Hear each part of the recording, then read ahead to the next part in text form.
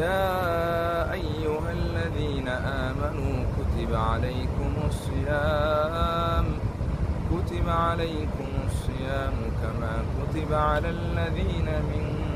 قبلكم لعلكم تتقون أياما معدودات فمن كان منكم مريضا أو على سفر فعدة من أيام أخر وعلى الذين يطيقونه فدية طعام مسكين فمن تطوع خيرا فهو خير له وأن تصوموا خير لكم إن كنتم تعلمون شهر رمضان الذي أنزل فيه القرآن هدى للناس وبينات من الهدى والفرقان فمن شهد منكم الشهر فليصم ومن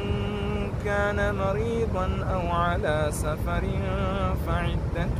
من أيام أخر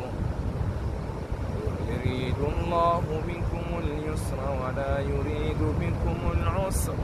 ولتكملوا العدة ولتكبروا الله على ما هداكم ولعلكم تشكرون وإذا سألك عبادي عني فإني قريب أجيب دعوة الداع إذا دعان